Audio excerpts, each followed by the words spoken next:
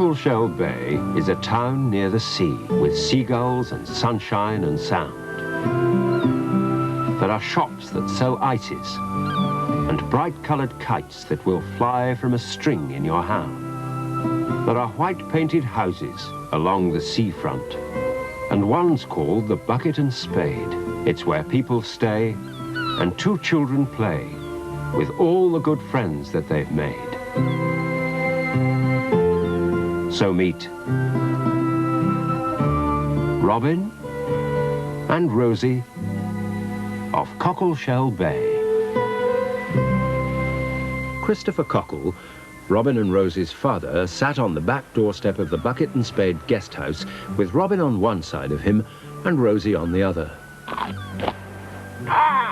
They were watching the seagull with the bent wing that Mrs. Cockle had christened Ben Gunn. "It's just eaten my crusts," said Rosie, "with blackcurrant jam on them. And it's had all my bacon rind," said Robin. More like a dustbin than a bird. "Mummy says it must be a pirate, because pirates steal, and he stole our biscuits."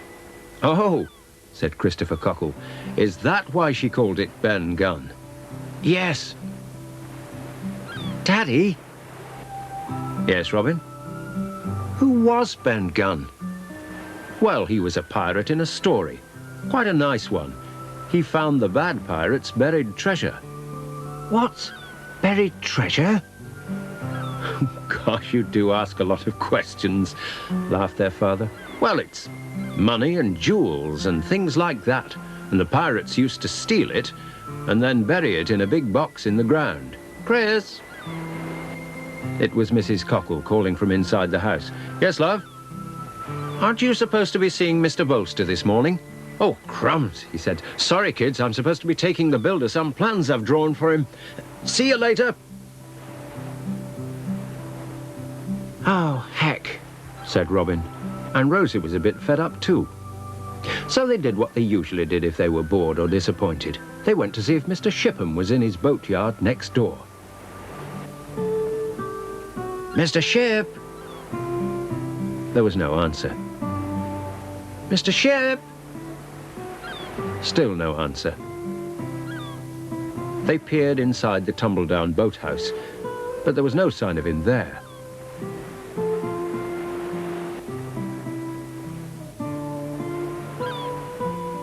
And he wasn't working on his boat either. "What shall we do?" said Robin. "I wish we could find some buried treasure," said Rosie. "Oh, don't be silly," said Robin. There isn't any buried treasure anymore. "How do you know when you haven't dug for any?" Robin didn't answer that because he couldn't think of an answer. But he did think of an idea. "Let's bury a treasure, and then we can be Ben Gunn and find it again." "Oh, yes," said Rosie. But then she thought of something. "Only, what are we going to bury?" "Well, we could bury your piggy bank." "No," said Rosie. "What about your model spaceship?" But Robin didn't like that idea. "No, that's too valuable." "Well," said Rosie, "treasure's supposed to be valuable." "Oh, you!" Then Robin started to chase Rosie, but she'd only run a few steps when she tripped over a box of something and fell over. "Are you all right, Rosie? Sorry." But Rosie wasn't listening. She sat on the ground and grabbed the box. It was full of screws. "Look," she said. "Treasure! We could bury this." "I know where there's a spade," said Rosie, and dashed and got one out of the shed. "We'll bury it at 10 paces, said Robin. Rosie held the treasure tin and stood very straight. "Right," said Robin. "You walk, and we'll both count 10 paces. 1, 2, 3, 4, 5, 6, 7, 8. "Oh," said Rosie. "I can't go any further for the boat." "Well, walk towards the back door." "All right." Rosie set off, and they counted again. 1, 2, 3, 4, 5, 6. Oh. Now where shall I walk? Said Rosie. Well, go through the hole in the fence and walk into our garden, and don't stop till we've got to 10. All right, said Rosie. And this time she did go a whole 10 paces, though the last 3 were a bit wobbly because she'd ended up amongst the potatoes in their vegetable garden.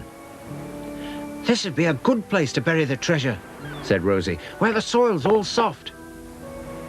and Robin agreed, so he wobbled over to the potato patch too and dug a nice deep hole for the tin. They put it in and covered the box with soil.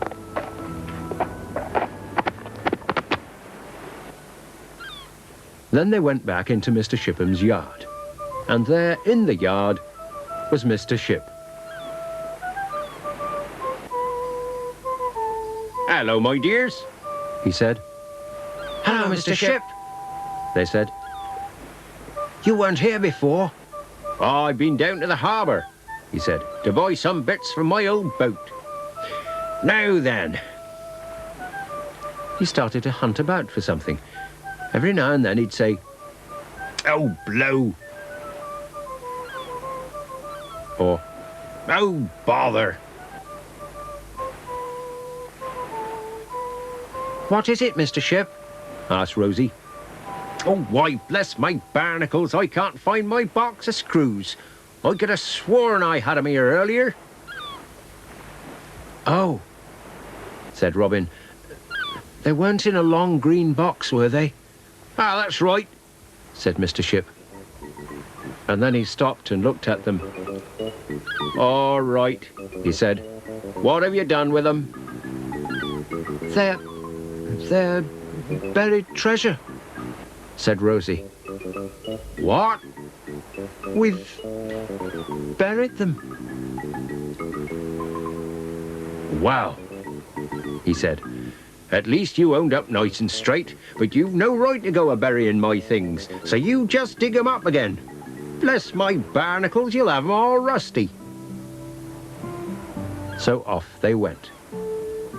1, 2, 3, 4, 5, 6, 7, 8 paces to the boat.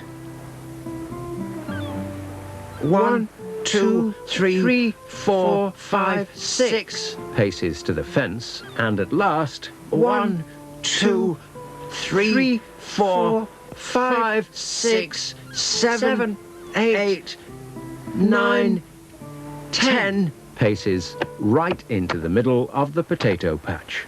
Robin dug. There was nothing there. He dug in another place. Oh, nothing here either, He said. Oh, Mr. Ship, said Rosie. But Mr. Ship didn't say anything. I might have known. It was Mrs. Cockle. "Have you lost a box of screws, Mr. Ship?" "Not really," said Mr. Ship. "They lost them. I just haven't got them." "They're in the kitchen," said Mrs. Cockle. "I dug up a few potatoes for dinner tonight and found a tin of screws instead. I thought I'd come across some buried treasure." "Buried Oh, bless my barnacles. Why, that's just what you did find."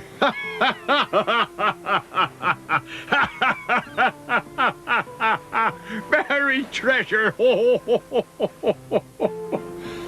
So Mr. Ship stopped being cross, and Robin and Rosie said they were sorry, and in the end it was all right. "But you'd better come in for something to eat," said Mrs. Cockle, "before you get up to any more mischief." "Yes, you have your dinner," said Mr. Ship, "and then I'll tell you a story about how I found buried treasure." And he winked at Mrs. Cockle. Robin and Rosie knew that he made the stories up, but they didn't care. Thank you, Mr. Ship. We'll come. Bye for now, then. Goodbye, Mr. Ship. Goodbye.